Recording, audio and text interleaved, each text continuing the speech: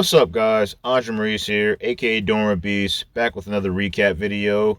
And we got a new one that I'm going to be adding to the Road 2 series, and I'm going to call this the Road 2 21-inch arms. Yeah, I decided to wanted to film and vlog my arm training that I've been doing after my overhead press training, my bicep and tricep training.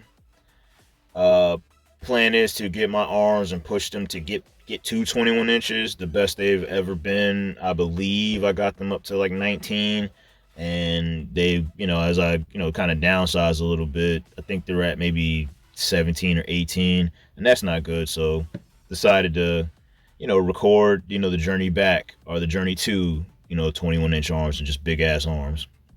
But first exercise today was easy curls with 78 pounds for a 4x12.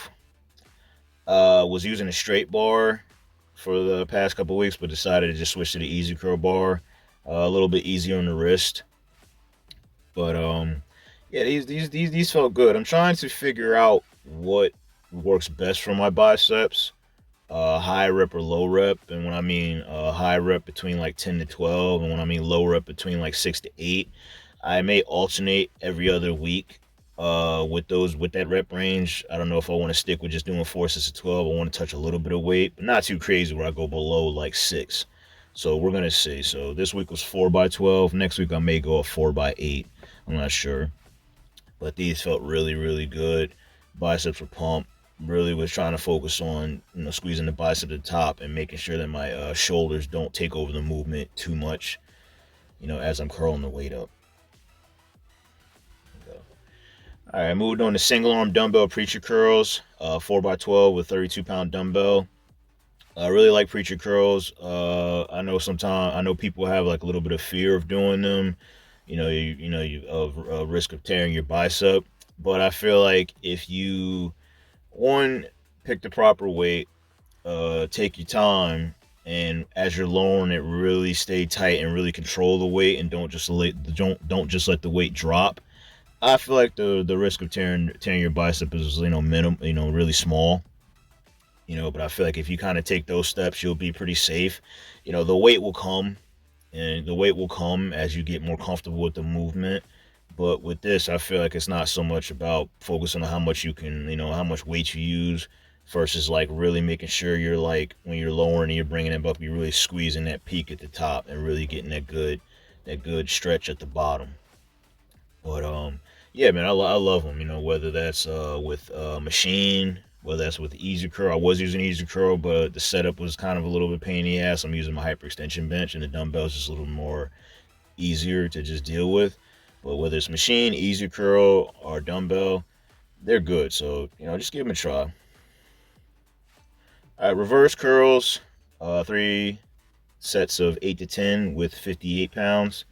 Uh, I really like reverse curls. It's either reverse curls or hammer curls for me. I feel like they really hit your forearms good, really hit that brachialis good. You don't see a lot of people really do reverse curls. A lot of people do hammer curls. So my goal is to be able to at least curl what I can, reverse curl what I can regular curl. You know what I mean? I think that'll be pretty good.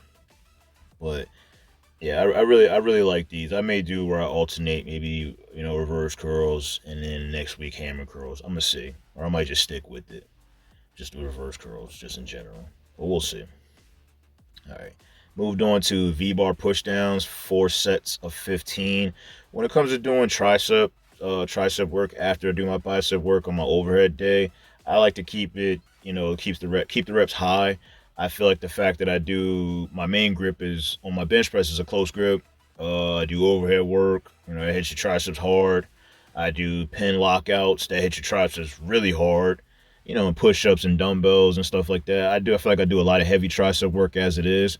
So when it comes to using, the cables and stuff like that, I kind of want to keep the reps a lot really high and really just focus on the squeeze.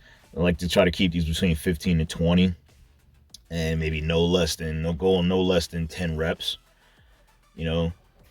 But after that, tricep overhead extensions 3x12 with 64 to 74 pounds. Really glad I'm actually able to do these now. There was a point in time because I was having a lot of elbow pain that I wasn't able to. I was only able to do like, push down to certain stuff, and even with that, that kind of bothered me. And that actually brings up something I wanted to kind of say, or maybe a tip for anybody out there. I believe that my elbow pain came from the fact that I wasn't really training my biceps hard, and I feel like because I was just doing them, sometimes when you powerlift and stuff like that, or your main thing is just like moving weight, or in your strength sports, you kind of just do biceps as an afterthought. You don't really focus on them too much like a bodybuilder, and I think to a degree, I think that's kind of a mistake. I think that having a dedicated arm day is beneficial for everybody. I don't think that it should just be thrown in with just some BS curls. I feel like because I've had, and I'm speaking from experience, because I've switched to having a dedicated arm day, and honestly, the times I've had a dedicated arm day, my elbow pain has been minimal to like non-existent. It's only when I don't train my biceps hard that the elbow pain comes back and it's really bad. So that's just a tip for anybody out there. I know it may add on to your training week, but I feel like, if you're having elbow pain and it's hindering like your pressing strength, whether that's the overhead or the bench press, why not do something that's going to be beneficial and just keep you safe in the long run? That's just how I feel. But yeah, it's first day of Road to 21 Inches. As always, guys, like, comment, subscribe. We out. Peace.